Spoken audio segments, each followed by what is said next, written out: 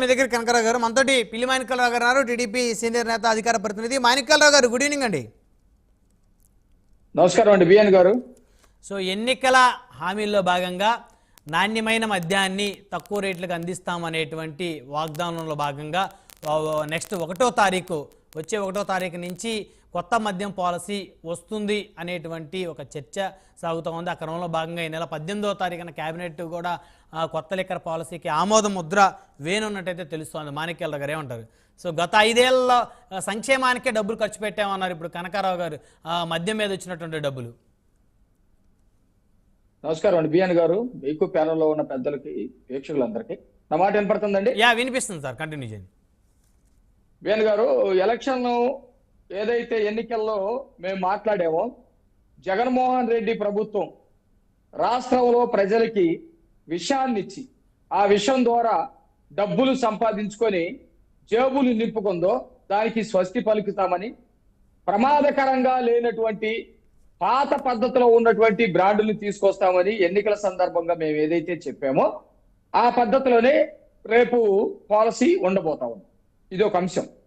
చాలా విచిత్రమైనటువంటి అంశం ఏంటంటే, ఏ ప్రభుత్వాలైనా మద్యం అమ్మటం ద్వారా వాటి మీదే ఆధారపడి బ్రతుకుతున్నాయి, వాటి మీదే సంక్షేమ పథకాలు ఇస్తున్నామని చెప్పడం అనేది నిస్సిగ్గుకరమైనటువంటి మాట.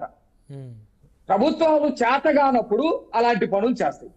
జగన్మోహన్ రెడ్డి కేవలం సంక్షేమ పథకాల కోసం లేకపోతే తన జేబులు నింపుకోవటం కోసమే కాదు, అధికారంలోకి రావటానికి కూడా అది ప్రధానమైనటువంటి డిమాండ్, ప్రధానమైనటువంటి హామీగా పెట్టుకున్నాడు. ఆ రోజు 2019కి ఎన్నికల ముందు జగన్మోహన్ రెడ్డి చెప్పింది ఏంటంటే, నేను అధికారంలోకి వస్తే మద్య నిషేధం చేస్తాను అని చెప్పేసి మాట్లాడాడు. అవును, దశల వారీగా చేస్తాను, ఒకేసారి చేస్తాను.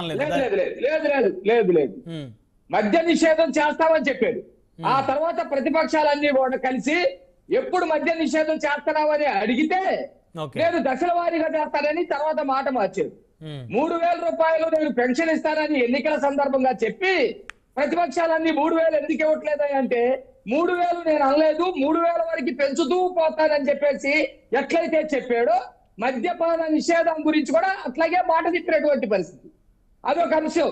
ఆ తర్వాత ఎట్లాంటి బూతు మాటలు అంటే, మద్యం ఎట్లా పట్టుకుంటే షాప్ కొట్టాలి, ఈ షాప్ కొట్టేటట్టుగా మేము పెంచుతుంది దేనికోసం అంటే వాళ్ళు మొత్తం కూడా మద్యం తాగకుండా ఉంటారు అనే పద్ధతి చెప్పుకోవడం అనేది చాలా విచిత్రమైనటువంటి వాదన.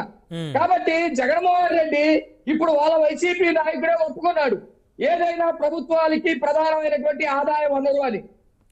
ప్రధానమైనటువంటి ఆదాయ వనరుగా వాళ్ళు అనుకున్నారు. ఏ ప్రభుత్వం అయినా అనుకోలేదు.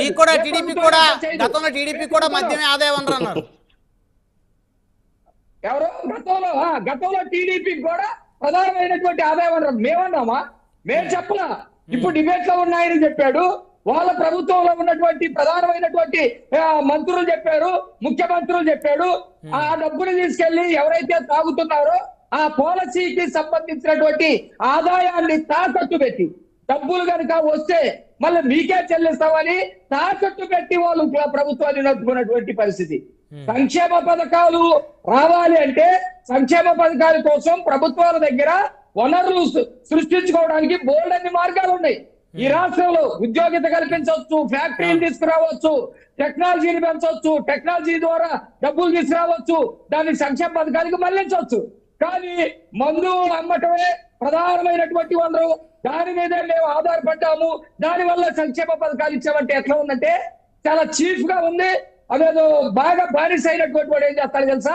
మందుకి, డ్రగ్స్ కి బాగా బానిస అయినటువంటి వ్యక్తి రక్తాన్ని అమ్ముకుంటాడు. ఎందుకంటే వాడు మందు తాగడం కోసం రక్తాన్ని అమ్ముకుంటాడు. అట్లా ఉంది వీళ్ళు చెప్పేటువంటి పద్ధతి. మేము పేదల యొక్క సంక్షేమాన్ని చేయటం కోసం పేదల రక్తాన్ని అమ్మి, మందు రూపంలో అమ్మి వాళ్ళ దగ్గర నుంచి పిప్పించేసి మేము మీకు అన్నం పెడతామన్నట్టుగా వీళ్ళు చెప్పడం అనేది అది వాదన సరైనటువంటిది కాదు. జగన్మోహన్ రెడ్డి పరిపాలన చేతగాలి పరిపాలన మనం 5 ఏళ్ల పాటు చూసాం. కల్తీ మద్యాన్ని చూసాం.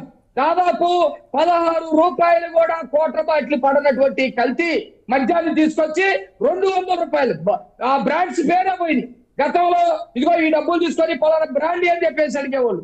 2019కి ముందు ఎవరైనా ఆ బ్రాండ్ లో ఎంతో కొంత హానికరమైనటువంటి ఉన్నా జగన్మోహన్ రెడ్డి తీసుకొచ్చినటువంటి ప్రాణాంతకరమైనటువంటి లెక్కర్ ఎవరు తీసుకురాలేదు గతంలో.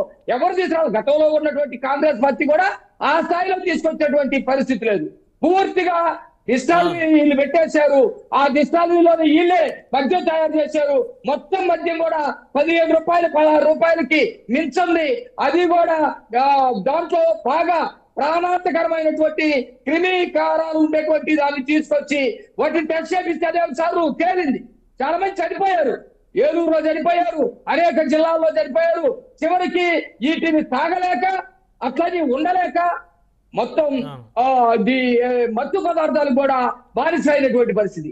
ఈ రాష్ట్రంలో గాడిలో పెట్టాల్సినటువంటి అంశం ఇదొకటి ప్రధానమైన అంశం. అనేక మంది యువకులు బానిసలైపోయారు. వాళ్ళ కుటుంబాలు చిందరమైపోయింది. చాలా మంది తల్లుల మెడల్లో ఉన్నటువంటి తాళులు తెగిపోయింది. ఇది సరైనటువంటి పాలసీ కాదు. ఈ పాలసీని ఖచ్చితంగా మార్చాలి. కూటమి ప్రభుత్వం ఆ వైపుకి వెళ్తా ఉంది. నిశ్చిగ్గుగా మేము ఇది ఆదాయ వనరుగా చూసుకున్నాము, ఇది ఆదాయ వనరుగా తాకట్టు పెట్టామని చెప్పేసి వైసీపీ వాళ్ళు మాట్లాడటం అనేది వాళ్ళ చేతగాంతరానికి, ప్రజల మీద బాధ్యత లేనితనానికి ఇది నిదర్శనంగా కనపడతా ఉంది. వినండి, నేను చెప్పేదంటే ప్రతి ప్రభుత్వానికి ఒక వనరు అయిపోయిందన్నా తప్ప మా ప్రతి ప్రభుత్వం గురించి మీరు చెప్పాల్సినటువంటి అవసరం లేదు. మీ ప్రభుత్వంలో 5 ఏళ్ల పాటు ఏమి మద్యం అమ్మారు, ఏ పద్ధతిలో అమ్మారు, దాని వల్ల ప్రజల ఆరోగ్య పరిస్థితి ఏంటి, మీరు ఆదాయ వనరుగా చూసారా, ఇవి మాత్రమే మాట్లాడాలి ప్రతి ప్రభుత్వం గురించి. మాణిక్యాలరావు గారు ఇప్పుడు నాకు అవకాశం ఇస్తారండి.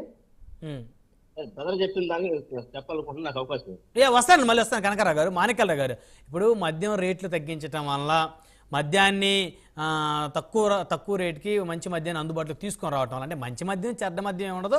కాకపోతే ఇందాక మీరు చెప్పినట్టు క్వాలిటీ, అంటే ప్రజల ప్రాణాలతో చెలగట్టం ఆడేటువంటిది కాకుండా కాస్త క్వాలిటీతో కూడినటువంటి రసాయనాలు కలిపేటువంటిది ఉంటుంది కాబట్టి సో దాని పరంగా మంచిది చెడ్డది. గతంలో బూమ్ బీర్లు, ప్రెసిడెంట్ మెడలు, ఏదో కొత్త కొత్త పేర్లు, అంటే ఎప్పుడు విన్న పేర్లు మద్యం ఏర్లే పారింది. అవే ఏ బార్ అండ్ రెస్టారెంట్లో ఏ వైన్స్లో కనపడ్డా అవే ఉండేవి. అయితే ఇప్పుడు ఈ తక్కువ రేటుకి మద్యం ఇవ్వటం వల్ల ఆరోగ్యాలు పాడైపోవాలి సార్, ఎక్కువ అలవాటు పడరా, బానిసలు ఎవరు, ఇందాక మీరు బానిసలు అయిపోయారని అన్నారు కదా, మరి మీరు తక్కువ రేటుకి ఇప్పుడు ఈ ప్రభుత్వం మద్యం పెడితే మళ్ళీ బానిసలు అయ్యేవాళ్ళు. ఇప్పుడు 100 రూపాయలకి ఒక మద్యం బాటిల్ వస్తే గతంలో 300కి ఒక మద్యం బాటిల్ వచ్చేది, ఇప్పుడు 3 బాటిల్ కొనుక్కుంటాడు ఆ 300 రూపాయలు పెట్టి తాగేవాళ్ళు. లేదండి బిఎన్ గారు, మీరు చెప్పింది ఎట్లుందంటే రైస్ తింటే షుగర్ పెరిగింది, రైస్ లాపేసి ప్లాస్టిక్ రైస్ తీసుకొస్తారా? రైస్ కి అలవాటు పడ్డాడు, వాడు రైస్ తినాల్సిందే. అట్లాగే మద్యం తాగేటువంటి వాళ్ళు ఒక క్వార్టర్ తాగాలనుకున్నారు అనుకోండి, క్వార్టర్ తాగుతారు.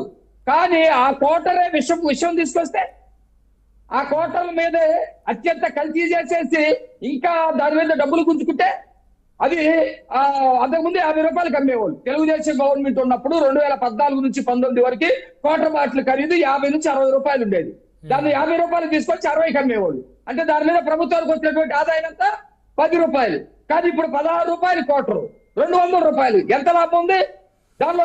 ఎంత కలిసి ఉంటే, ఎంత ప్రమాదకరమైంది అంటే దానిలో ఎంత విష పదార్థాలు ఉంటే. కాబట్టి అలాంటి మద్యం ఉండదు ఇక్కడ. మీరు ఒకటి గుర్తుపెట్టుకోండి, తక్కువ అయితే వాడు జేబులోకి వెళ్ళింది. తక్కువ 200 రూపాయల క్వార్టర్ ఒక 150 రూపాయలకో 100 రూపాయలకో వచ్చింది అనుకోండి, ఆ 100 రూపాయలు ఇంకా ఇస్తాడు. అట్లా కాకుండా 200 రూపాయలు పెట్టి క్వార్టర్ కొని వాడు ఆరోగ్యం పోయి 100 రూపాయలు ఇంట్లో ఇవ్వాల్సింది కూడా పోతుంది కదా. ఆ కోణంలో చూడండి, వాడు ఎంత తాగాలో అంతే తాగుతాడు.